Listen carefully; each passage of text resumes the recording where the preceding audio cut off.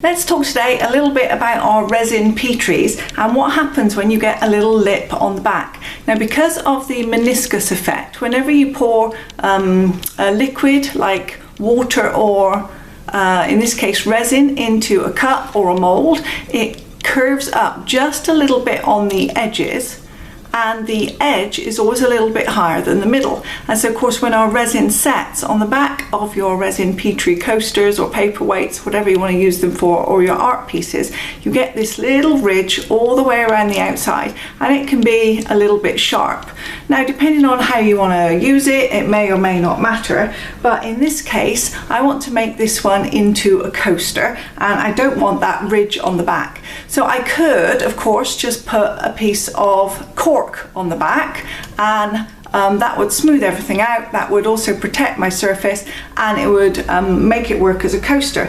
Trouble is, this has got clear elements. You can see my hand through. So if I put cork or something on the back, it would lose the beautiful clear effect, and you would just see the cork tile through the clear areas on the coaster. So that's not going to work.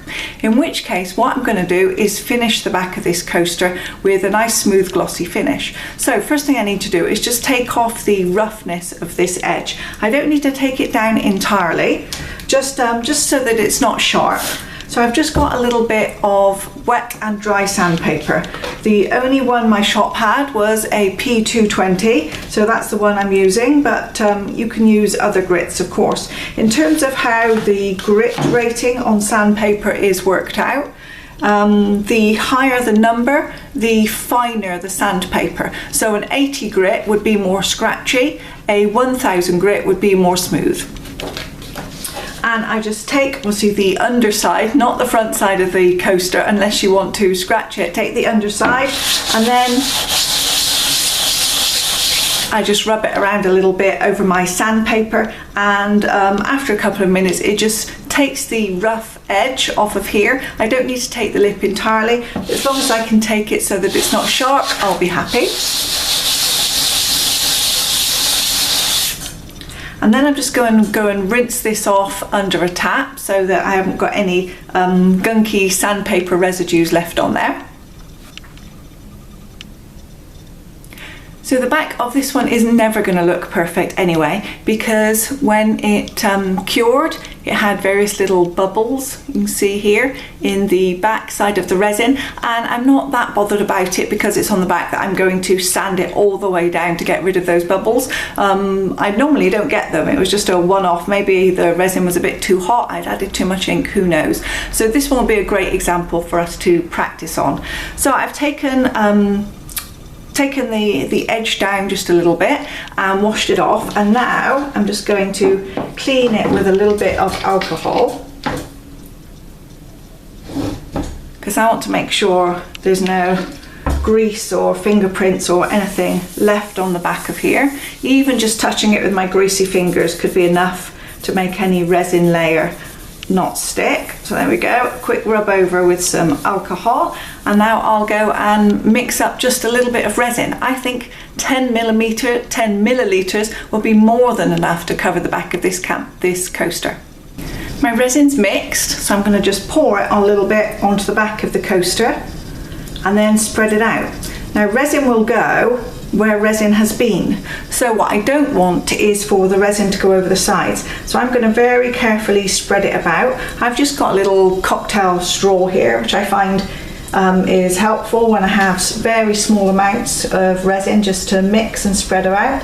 So I'm going to take the resin up close to the edges and then eventually right up to the edge, but without taking it over the edge. If I take it over the edge, then I've created a place where the resin will leak, and then the rest of it could potentially go over the edge there too.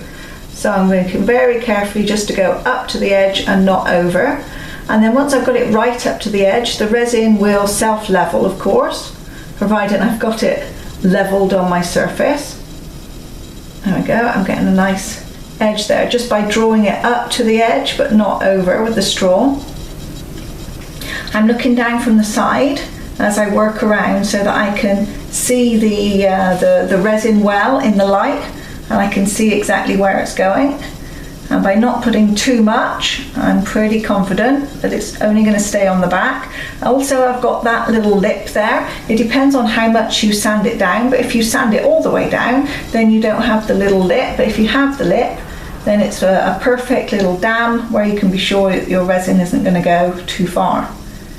So I'm almost done spreading around. I'm doing it working from the side so that I can see the resin in the light. If there's any areas that are a little bit thin or aren't taken right up to the edge, then I can take care of that. I think that is good. So I didn't use all the resin. Probably, well, I mixed up 10. 10 is probably not quite enough to do 2, depending on how well you fill it, I suppose. If you don't need to fill very much, then 10 millilitres will probably do 2 bags. So I've just got my little barbecue lighter. Let's light that up and then just go briefly over the surface for those bubbles. A few more there. So where I've got a couple of little craters here, I can just dab a little bit more there, because this towel was this coaster was a damaged one anyway, where the back of it hadn't come out very well from the use of the alcohol inks. So it's never going to be a perfect result anyway. But it's good for us to practice and for me to demonstrate what happens. Okay, a little bit there. Okay, another torch. Get rid of those few bubbles. And that's it. So now I just need to cover this and leave it to cure, and then I'll show you what it looks like when it's finished. Here it is now cured, and the back now is as perfect and glossy as the front. And you can see, probably if you look, there's now no more ridge along the back, just here. You can see the reflection of my lights there. There's no ridge just here. The little lip is now gone, and the back of the coaster is now exactly the same as the front of the coaster. So it's now truly reversible, because although there's different designs on either side, there's no lip on either side, and both sides are perfect and glossy. So I hope that's been helpful for you and that you've enjoyed this video. Please check out some of my other videos, because I've got lots of interesting things there all about resin, lots of other arts and crafts, acrylic pouring, painting, and lots of other things that might be fun for you as well. So I hope you'll subscribe, give me a thumbs up, and see you again on the channel very soon.